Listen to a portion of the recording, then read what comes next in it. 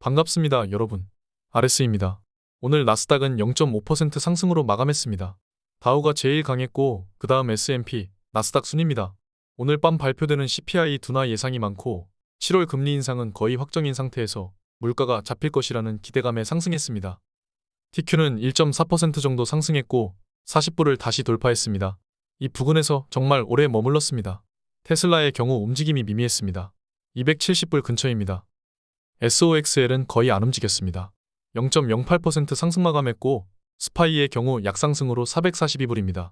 지금은 많이 상승했던 나스닥보다 S&P 그리고 다우가 더 크게 올라 키 맞추기를 진행하고 있습니다. 오늘 가장 중요한 지표 중에 하나인 CPI 발표가 있습니다. 물가가 직접적으로 얼마나 꺾이는지 보여주는 지표입니다. 오늘 발표되는 CPI에서 3이라는 숫자를 우리가 볼 수 있을 것입니다. 주요 기관들 예측치도 3.1 정도입니다. 이번엔 얼마나 CPI가 낮아질지 기대됩니다. 오늘 발표될 CPI는 주요 기관이 3.1%를 보고 있습니다. 지난번 발표가 4.0이었으니 3.0을 충분히 보여줄 수 있다고도 생각하고 있습니다. 물가지수가 드디어 3을 보러 갑니다. 22년 9를 보여줄 때 시장은 패닉이 왔었죠. 이제 원래 평균 수치였던 1을 곧 보러 갈 예정입니다.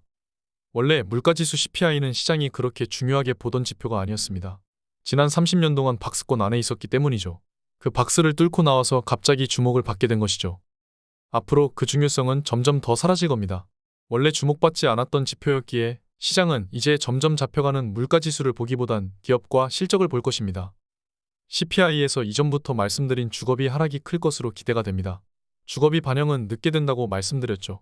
또한 중고차 가격도 하락에 큰 영향을 미치게 됩니다. 이미 투자자들도 상방에 베팅하고 있습니다. 시장은 어느 정도 미리 예상하고 상승해 있죠. JP모건의 예상 시나리오입니다. 거의 맞은 적은 없지만 대략적으로 살펴보면 JP모건조차 시장이 상승할 확률의 80%를 베팅하고 있습니다. CPI가 3.3 이상 나올 확률은 20%밖에 되지 않다는 것이죠. 골드만삭스 등 기관들조차 전부 상방 베팅입니다. 여기서 우리는 어떻게 해야 할까요? 저는 베타가 2 이상입니다. 만약 베타가 1 이상인 분들이라면 매입을 위해 대기하고 있는 자금들을 조정 시에 태우는 것이 현명해 보입니다. 물론 적립식으로 매월 매수하는 것은 제외입니다. 베타가 1 이하인 경우 기존 적립식 매수를 계속하시고 적어도 나스닥 QQQ가 360 정도는 와줘야 생각을 해볼 수 있을 것 같습니다.